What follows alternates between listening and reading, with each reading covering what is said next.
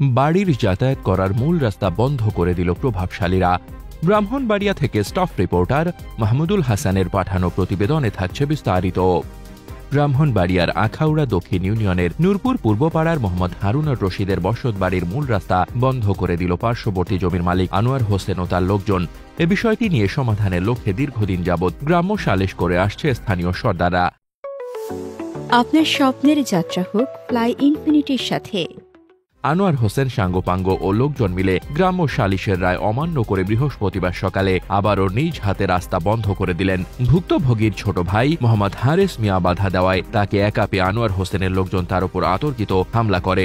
এতে সে গুরুতর আহত হলে তাকে চিকিৎসার জন্য আখাউড়া উপজেলা স্বাস্থ্য কমপ্লেক্সে ভর্তি করা হয়। এ ঘটনায় আনোয়ার হোসেন সহ ৫ জনের নামে আখাউড়া থানায় অভিযোগ দায়ের করেছে মোহাম্মদ হারুনুর রশিদ। অভিযোগ তদন্তকারী অফিসার কামরুল ইসলাম বলেন, আমি সরেজমিনে গিয়ে দেখে এসেছি। বিষয়টি নিয়ে আগামীকাল সামাজিকভাবে বসার কথা রয়েছে। আগামীকাল সামাজিকভাবে সুষ্ঠু সমাধান না হলে আগামী সোমবারে উভয় পক্ষকে থানায় আসতে বলেছি।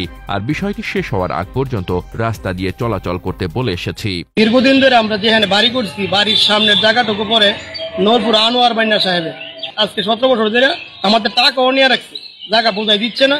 এবং গ্রামবাসী এলাকাবাসী অনেকেই চেষ্টা করে ওনার কাছে একাধিকবার লোক গিয়া একটা মিটিং পর্যন্ত গ্রামে হয়েছে।